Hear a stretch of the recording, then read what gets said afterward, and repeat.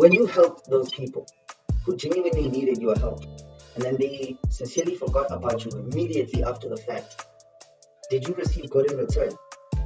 When you provided value and you went out of your way to save somebody, and then they still went back into the same perilous situation, and not only that, they treated you like you were nothing after the fact. Did you receive good from doing good? When you help somebody and then they come around and they harm you, like you feed this person, you clothe this person, you borrow him your resources so that he can build himself up, and then he comes around and then he steals from you or he tries to kill you. Did you receive good from doing good? Man, I love doing this shit. Like, yeah. This is one of my flow states. I recently discovered that, when I'm out here just reading these essays, I wish it wouldn't end. And the only reason it does is because I only have to go back and sort my essays again. Like, I've written hundreds, probably close to two or three, like now, over 200 essays on the internet in different places like Facebook, WhatsApp, Substack. And only now am I realizing that actually these things deserve to be on YouTube as well. So yeah, man, I'm gonna put everything on YouTube in due time. It's gonna be a process, but building is a process. So anyway, without further ado, today I want to talk about karma. Yeah, about karma. What's this? So most people think karma is something that happens to people who deserve it, right? Like when something bad happens to you, it's because you have done bad things and therefore you deserve to have bad things happen to you. Or when something good happens to you, it's because you have done good things and therefore you deserve to have good things happen to you. But you see, karma is just your interpretation of something bad or good happening to you based on whether or not you have done bad or good things up to that point, right? If you have been doing good things and then good things happen to you, then you feel like you have earned that good karma.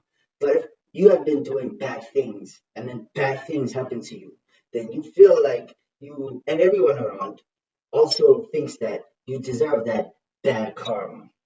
So, for example, if you have been a gangster or a rapist or a life ender, I'm not sure what like about YouTube's censorship policies, but like you've been hurting people your whole life, and then you get hit by a car. Now you're paralyzed from the neck down, then that would be your karma catching up to you, right? Because of all the people who you have caused to have bad misfortune, or all the people who you have been bad misfortune for, right? Now, finally, you are the one who gains their cumulative bad fortune. You don't die, but you live a very compromised life compared to the one you used to live before, when you could just be running around the streets chasing people and like hurting them and stuff like that, right? But then if you have been a good Samaritan, a charity donor, a faithful husband, a good father, you were just going out of your way to help the community and you were like a pillar, within the community. And then you get hit by a car and now you're paralyzed from the neck down, then people and even you might probably interpret it as, oh, God is testing you or life is unfair. Think about the story of Job, right? Job was a faithful servant to God, and God was God allowed himself to be the brought into this challenge by Satan to see, let's see how your most faithful servant fares against you putting him through bad shit. And then that's when God took everything from Job. And then Job, whatever. Job still was faithful. He was a strong believer. Job was even willing to sacrifice his only child because of just how strong his belief and servitude was in God, right? Because Job was the good karma type. and yet even bad things, hor like the worst things possible. The dude lost all his wealth, his whole family except for one son, all because he was being tested. So if you are a good person and bad things happen to you, then you would probably like feel like you are the same character as Job in that the fact that you are being tested and you just have to get through this tumultuous situation, right? So you wouldn't think that you were being finally punished for your sins because you either haven't done much sin or you have no sin at all. Like at least not significant to the point of like the bad things you would experience. Think about Job. Job wasn't the person who hurt anybody, you know. All he did was try to live a peaceful life, you know, get his little farm going, grow his little livestock, get his few wives, grow a nice few families while he's the patriarch. And then he still lost everything just to be tested for his faith. If you had done very few sins or no sins, then you wouldn't think that you were being punished. You would only think that you were being tested. But if you were already living a bad life before, where you were hurting other people, then you would think that you were finally being punished because that is the karma you have earned, right? But my thing is, what if that car was bound to hit you either way?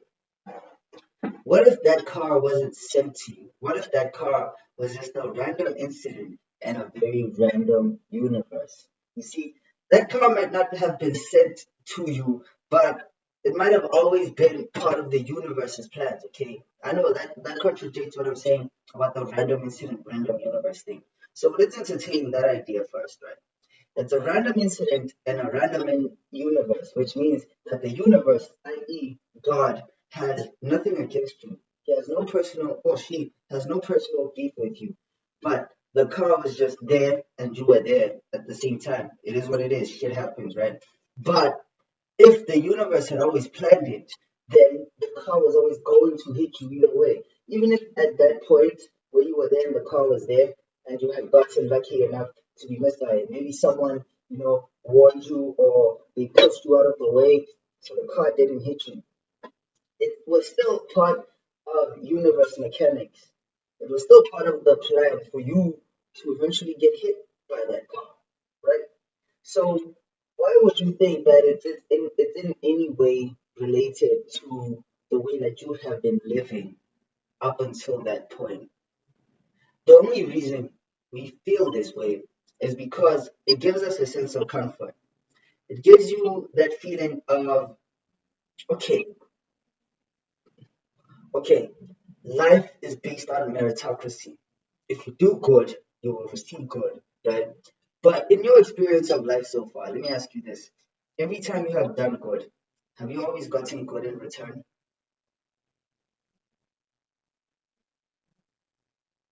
When you helped those people who genuinely needed your help, and then they sincerely forgot about you immediately after the fact, did you receive good in return?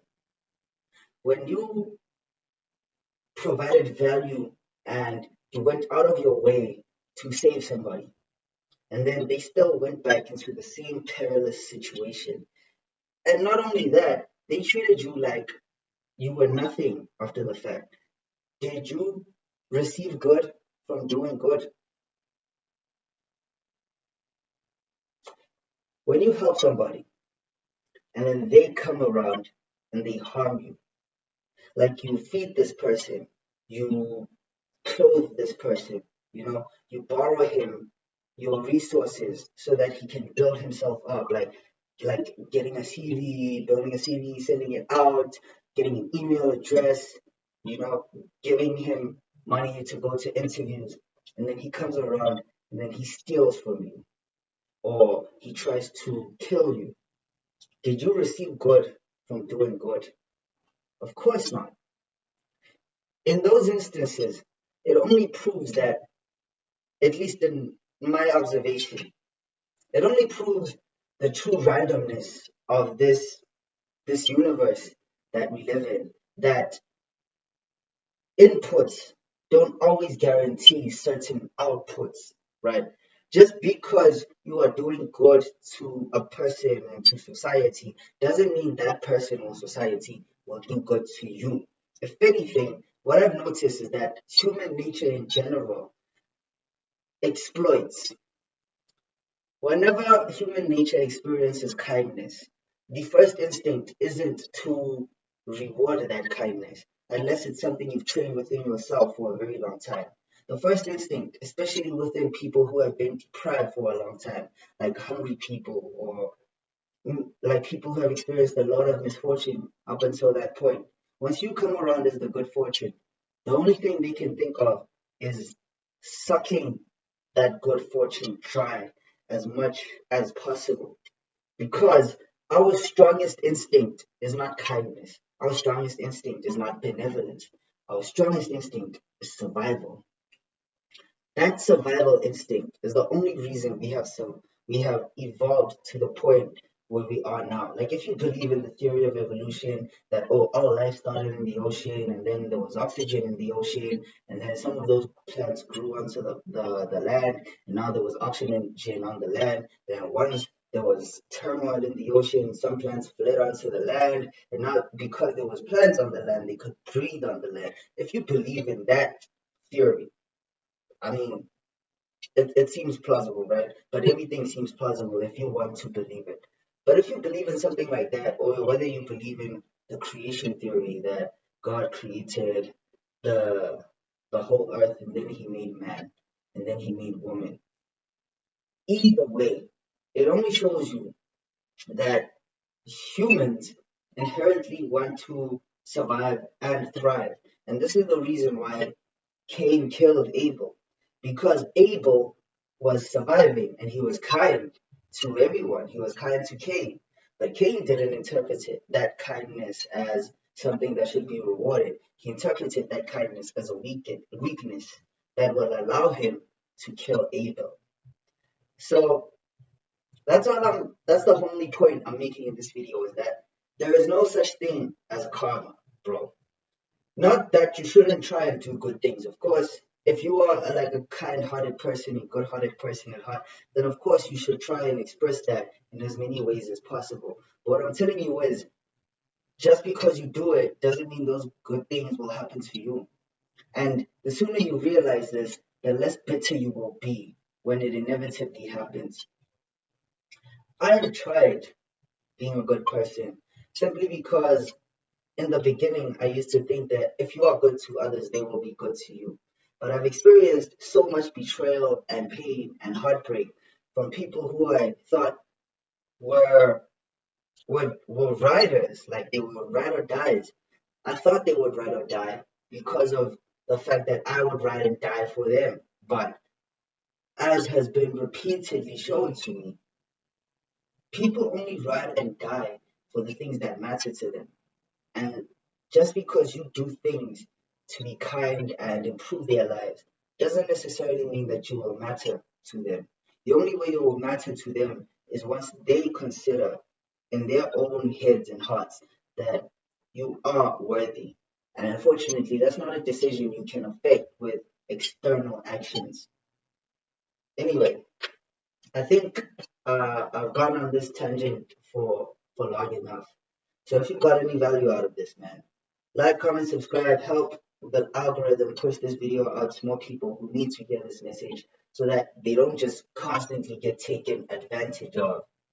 And yeah, maybe you can share it with someone who you can see is like a people pleaser, someone who is way too kind to people who don't deserve that kindness. But anyway, yeah, I know. I'll see you in the next one. Peace.